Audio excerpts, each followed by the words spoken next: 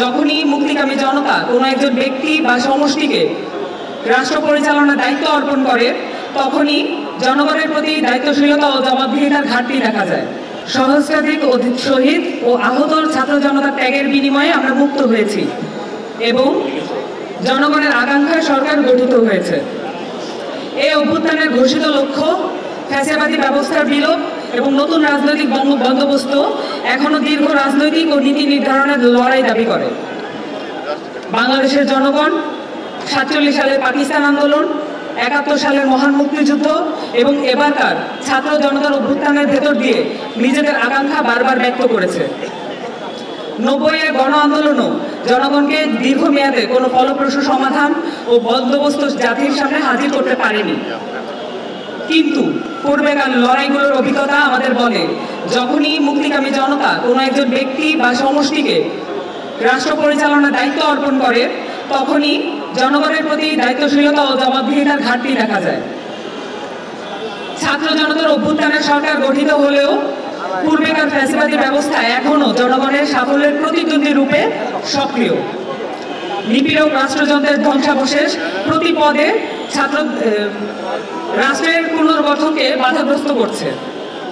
ফলে ছাত্র জনতার অভ্যুত্থানের মধ্য দিয়ে রাজপথে নেমে আসা জনতাকে সংগঠিত করা, 8ই আগস্টে গঠিত সরকারকে যুগপৎ সহযোগিতা ও জবাবদিহিতার আওতায় আনা, তদুপরি জনস্বার্থের পক্ষে নীতি নির্ধারণে ভূমিকা রাখার লক্ষ্যে আমরা নাগরিক দায়িত্ব পালনের অঙ্গীকার করছি।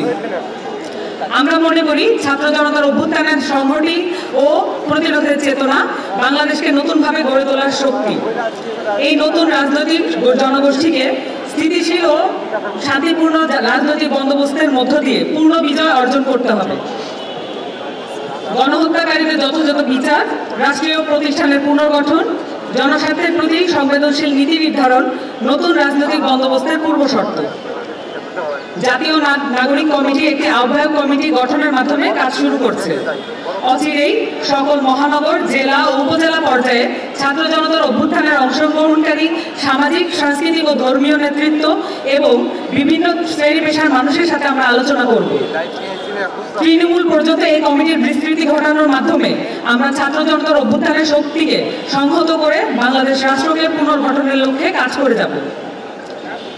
আহ্বায়ক কমিটির প্রাথমিক কাজ: ছাত্র জনতার অভ্যুত্থানের মধ্য দিয়ে প্রতিফলিত হওয়া সামষ্টিক অভিপ্রায় ও গণতান্ত্রিক আকাঙ্ক্ষাকে সমুন্নত রাখা, ছাত্র জনতার উপর সংঘটিত নির্মম হত্যাযজ্ঞে জড়িতদের বিচারের আওতায় এনে শাস্তি নিশ্চিত করার লক্ষ্যে প্রয়োজনীয় কর্মসূচি গ্রহণ করা,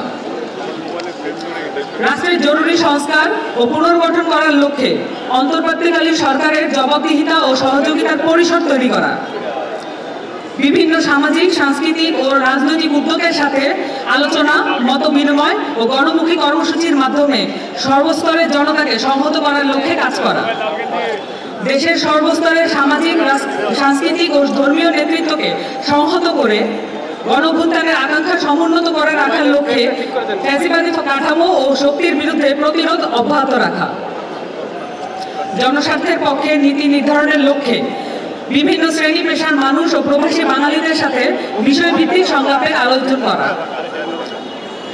রাষ্ট্রীয় প্রতিষ্ঠানসমূহ পুনর্গঠনের লক্ষ্যে প্রয়োজনীয় নীতি নির্ধারণী প্রস্তাবনা তৈরি ও সেটা বাস্তবায়নে প্রয়োজনীয় রাজনৈতিক পদক্ষেপ গ্রহণ করা, গণপরিষদ গঠন করে গণভোটের মাধ্যমে নতুন গণতান্ত্রিক সংবিধান তৈরির জন্য গণ আলোচনার আয়োজন করা। উল্লেখিত কাজের পরিধি ও পদ্ধতি সাপেক্ষে বাংলাদেশের জনগণকে নিজ নিজ এলাকায় সংঘবদ্ধ থাকার আহ্বান করছে জাতীয় নাগরিক কমিটি। অচিরেই জেলা ও উপজেলা এলাকা ভিত্তিক আলোচনা ও মতবিনিময় সভা আয়োজনের প্রক্রিয়া শুরু হবে। জনতার স্বতঃস্ফূর্ত অংশগ্রহণ অভ্যুত্থানের আকাঙ্ক্ষা রক্ষার চালিকা শক্তি হয়ে উঠবে।